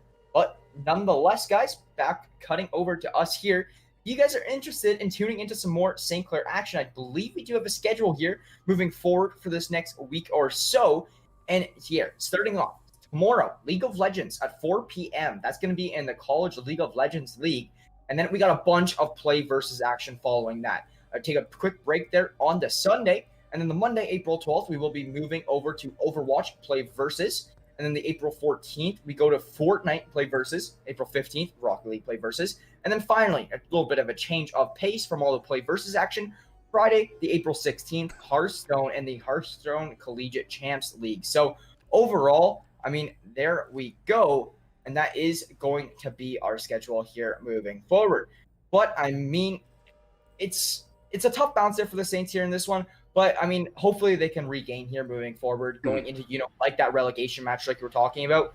And, there's still plenty of Saints action to come this week, so don't get down. We got a bunch of other matches for you. It may not be your little cup of tea, depending on what titles you watch. But overall, it's always nice to come in here and just see mine and Dana's beautiful faces coming on as broadcasting some games. And one thing I do want to give the shout out to as well, I do want to give a big thank you to everybody for, like you mentioned before, thank you to everybody for tuning in. But I want to give a big thank you, of course, again personally to everybody who is tuning into all of the Rainbow Six Siege broadcasts. I know a lot of times throughout the season it was probably myself soloing and whatnot, and even if that was the case, like there was always so much support here for this squad, whether it was for St. Clair or whether it was for the opponent. So if you're from Texas A&M cheering on the squad as well, a big thank you there as well. But Siege is just one of those games that seems to have just so much of a community built around it, and it's really, really nice to see. So I thank everybody for tuning in and supporting your schools, your friends, family members, classmates, whomever it may be over this past season. And we look forward to seeing more action in May and then more action in September, because of course Rainbow Six Siege is one of the titles I do believe that will be coming back, sure enough. Because of course, if you're on our recruiting ad, be sure, if you want to hop off of the spectator screen and maybe hop into the game playing seat, be sure to apply right here, right now on the stclairsaints.ca/join website. You think, oh, I still have plenty of months available. I'm gonna wait. I don't know what I'm gonna be playing yet. Oh, hey, we're already signing people for September, so you better get on it quickly. So make sure to apply for the titles listed here and get part of the Saints community. Sorry, slowly burning out here tonight, but it's a good thing we're just about to wrap on up. Any final thoughts for the matchup here before we close out for tonight? Just a good season. Like we already said, appreciate all you guys. As my camera cutouts, I think that's our cue. And I don't know where it comes right back. But overall, just one more quick shout out to our sponsors before this ends, because like we were saying earlier, wouldn't be possible without them to put on this kind of production. So huge shout out to the St. Clair College Alumni Association, PC Elwood, Zekelman School of Business and Information Technology, St. Clair College, Tim Hortons, and St. Clair SRC. Like we were saying, wouldn't be able to put on this kind of production without you guys. So huge shout out to them, huge shout out to the viewers, and we'd like to just thank you guys all for tuning in.